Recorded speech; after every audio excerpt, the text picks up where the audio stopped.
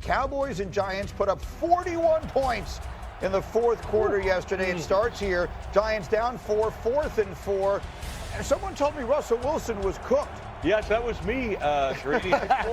Woo! See you, Russ. He meant Russ is going to cook, not that he is cooked. Wandale Robinson, how do you get this open? Corner over the top? No, there is no top. Giants just run through it. Now the Cowboys have a 4th and 4 with the game on the line, and it's Dak for Jalen Tolbert. This was a huge conversion, gets them back in Giant territory. Now we're in the final minutes of regulation. How about George Pickens in the corner of the end zone?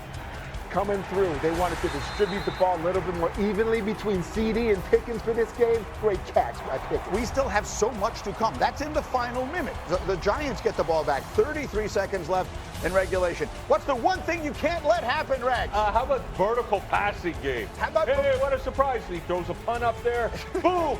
There he goes. No! He's watching. Get behind the guy. Amazing. It doesn't matter. Look at this catch. This catch is crazy. He can't even see it. He can't see it. That Neighbors is unreal. 9 catches, 167 yards, 2 touchdowns, but they left 14 seconds in the game. And that's all they would need because they have Brandon Aubrey. Oh, boy. Just got to get to the star. Shefty, what do we say about Brandon Aubrey? He has become as automatic as the tush push. 64 yards.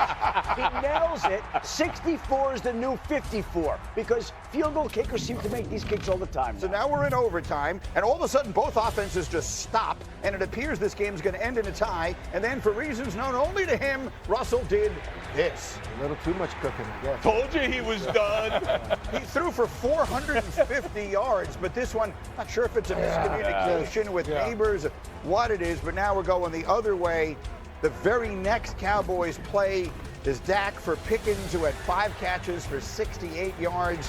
This one, 27, puts them within Brandon Aubrey's range. If you're on the field, it's his range. You cross the logo, you're in his range. This is going to make it even easier, a 14-yard gain.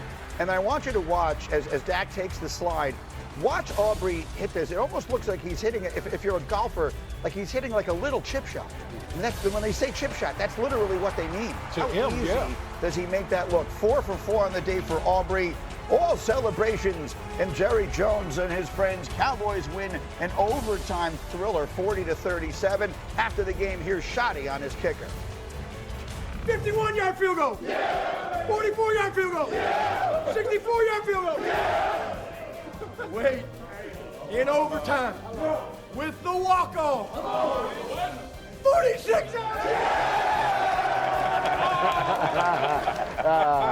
Great job, Shannon. Good for him, right? Awesome. Good for him, That's awesome. good for them, all the rest of that stuff. But let's dive into this game in as many ways as we can. It was ridiculously entertaining. But, Rex, if we're looking at the Dallas Cowboys, who traded away Micah Parsons 2 weeks ago and then allowed that to happen to their defense, what do we say? Yeah, no, I mean, it was abysmal. Like, I'm sorry, but Russell Wilson, he was cooked, at least week 1. Yep. Seemed like it. He comes out, throws for 450 yards. Like, this is ridiculous. But they couldn't play any zone coverage whatsoever. Like, protect the deep ball for crying out loud. Do something. You have 0 pass rush. The guys are so open. I can make throws against that dang defense. So, to me, Dallas has got, I mean, they can't play defense. And Matt Eberflus or whatever, dude, this just in. Malik Neighbors pretty damn good. Maybe we should at least have somebody, challenge him at the line of scrimmage and play somebody over top of him instead of just letting them free release and run through our damn defense. You can't play zone. You can't play anything. 2 defenses here. First of all, the Cowboys didn't need Micah Parsons, and they felt like the team was going to be better without him, better chance to win the Super Bowl. But I don't know too many teams are going to win a Super Bowl allowing 37 to the Giants at home. Now Matt Eberflus takes that defense to Chicago to play his former team and Caleb Williams on Sunday. And the New York Giants, weren't they supposed to have this great defense with all these pass rushers? Oh, my God. They stink, too. Well, 2 defenses with a lot of flaws right now. Really weird game in a variety of ways. How about on the other side of it? I mean, Russell Wilson, Shefty telling us in the morning, Russell with the Giants' plan is to leave him out there. Should that be their plan? At this point, I mean, he obviously, despite the terrible interception at the end, you're leaving him out there on the field, right? Absolutely. He's definitely bought himself a runway. There's no question. When you're able to souffle that Dallas Cowboys defense, I like that. You like that, right? Yeah. And Malik Neighbors is a star. Yeah. Him and Wandale Robinson were absolutely cooking this Dallas Cowboys defense. But listen, Russ was doing everything right. That one interception.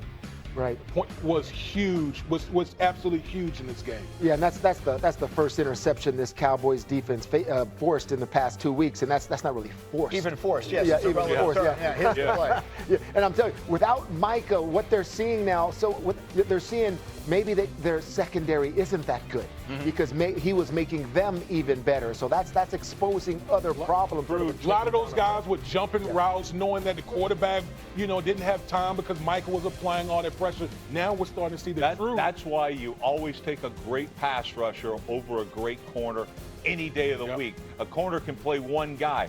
A pass rusher affects every single pass. And that's why, of course, I said it's the dumbest trade in the NFL history. I'll still stand by. By the way, while we've been sitting here having this conversation, there were 3 more accepted penalties in that game.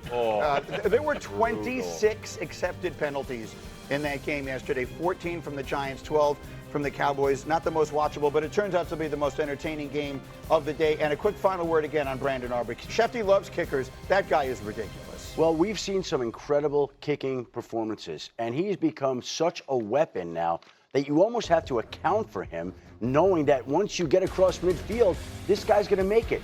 He became the first kicker ever to send the game to overtime on the last play from 64 yards, then win it on the final play in overtime. He is unbelievable, and he makes it look, to your point, so effortless. Yeah, I haven't heard of a defense altering their plan because of a kicker.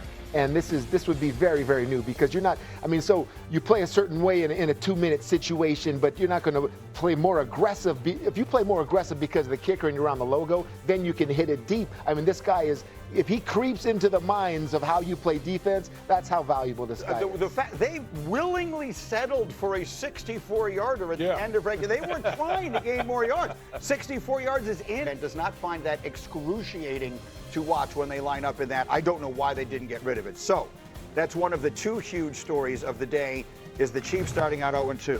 Shefty, maybe the bigger one comes from Cincinnati. Well, listen, the Chiefs are 0-2, but they might be in a position that is even better than the Cincinnati Bengals, who oddly enough are 2-0 for the first time since 2018 and have lost their quarterback. Now, we don't know exactly how long he's going to be out, but he's going to be out, and there's the real possibility that it's going to be an extended period, possibly even for the season. They're still going over the images of his MRI. They're still looking at the turf toe injury he suffered yesterday. But if he needs surgery, and that's certainly a real possibility, if that happens, he will be out a minimum of 3 months. So we are now on September 15th.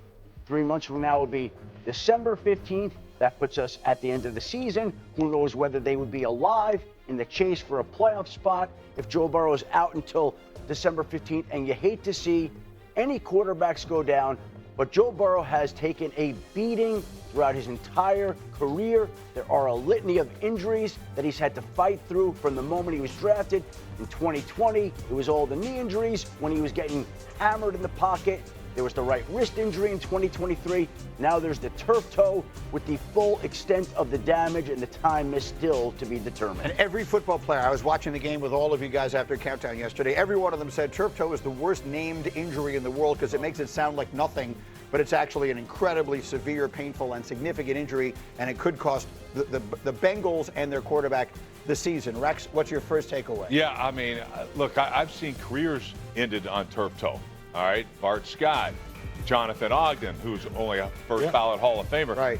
This thing it's no joke, especially when you're a quarterback and things. But I think there's a bigger problem here. I think the problem is you've got these weapons and all that. That's great. How about we prioritize protecting our quarterback? It drives me crazy. You get all these five guys out in the route. They don't protect the damn quarterback. And so Cincinnati, you've done it since this kid came in the league. All right, we get it. He's a phenomenal talent. Let's go protection first with this guy. You've got 2 great edge guys. How many damn wideouts you need out there? So to me, they got to take a deep dive at themselves and say, we're going nowhere without this quarterback. First thing for me is I think of last year how they wasted an all-time great season, and now we find ourselves in a situation again where the quarterback is going to miss significant time. And just to echo what you talked about, Rex, None of these weapons mean anything if you can't keep your guy upright on the field. None of it. Yeah. You've poured all this money into your receiving core, but the most fundamental thing, as far as blocking, protecting your quarterback, you're failing. You want to see him play. You want to see Joe Burrow play, but I mean, injury prone is what he's been. It's obviously what he is now. I mean, Browning is capable. I mean, but it's can they even compete now for that division? It's going to be very hard for the Bengals. Hembo pointed out their pass block win rate per ESPN research since Joe Burrow came into the league: 29th and 20, 30th and 21, 30th and 22, 27th and 23, 32nd and 24, and 28th this year. So there it is. It's as simple as that. And that's a recipe to getting this brilliant young player beat up and their season right now hanging by a thread. We're just getting started as we continue.